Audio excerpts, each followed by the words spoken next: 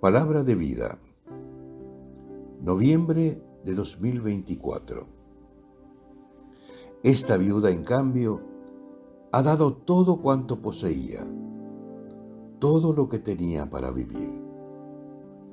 Marcos, capítulo 12, versículo 44.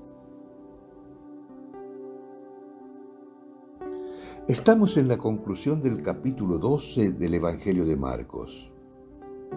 Jesús está en el templo de Jerusalén. Observa y enseña. A través de su mirada asistimos a una escena llena de personajes. Gente que va y viene, encargados del culto, notables de largos ropajes, hombres ricos que echan sus magníficas ofrendas en el tesoro del templo. Entonces se adelanta una mujer viuda. Forma parte de una categoría de personas necesitadas social y económicamente. Ante la indiferencia general, echa en el tesoro 2 moneditas. Pero Jesús sí repara en ella. Llama a sus discípulos y les enseña. Esta viuda, en cambio, ha dado todo cuanto poseía, todo lo que tenía para vivir. Les digo de verdad, son las palabras que introducen las enseñanzas importantes. La mirada de Jesús concentrada en la pobre mujer viuda nos invita a mirar en la misma dirección. Ella es el modelo de discípulo. Su fe en el amor de Dios es incondicional. Su tesoro es Dios mismo. Y al entregarse totalmente a Él, desea además dar todo lo que puede para quienes son más pobres.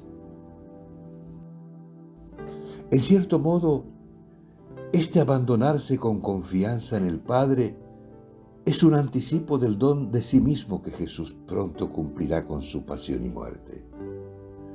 Es esa pobreza de espíritu y pureza de corazón que Jesús proclamó y vivió.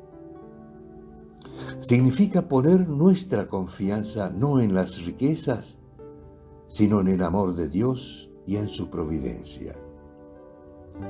Somos pobres de espíritu cuando nos dejamos guiar por el amor a los demás. Entonces compartimos y ponemos a disposición de todos los necesitados lo que tenemos: una sonrisa, nuestro tiempo, nuestros bienes, nuestras capacidades. Cuando lo hemos dado todo por amor, somos pobres, es decir, estamos vacíos, somos nada, libres, tenemos el corazón puro. La propuesta de Jesús da un vuelco a nuestra mentalidad. En el centro de sus pensamientos está el pequeño, el pobre, el último. Esta viuda, en cambio, ha dado todo cuanto poseía, todo lo que tenía para vivir.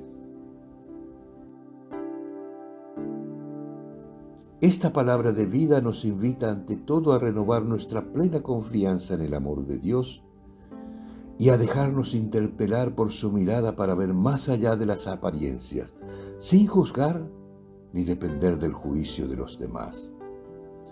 A valorar la parte positiva de cada persona.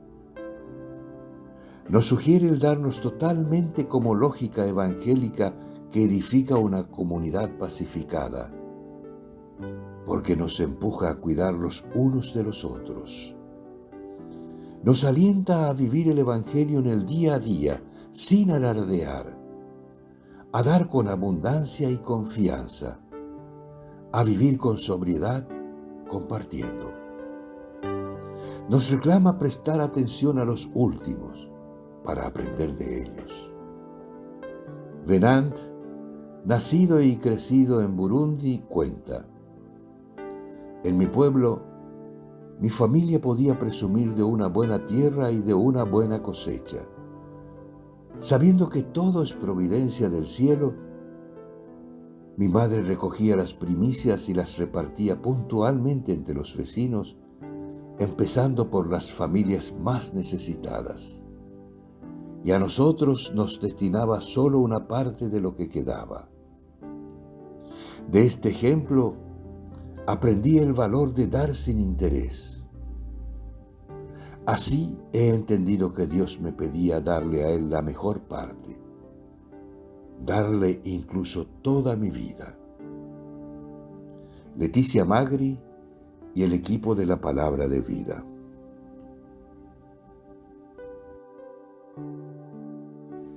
Esta viuda, en cambio, ha dado todo cuanto poseía, todo lo que tenía para vivir.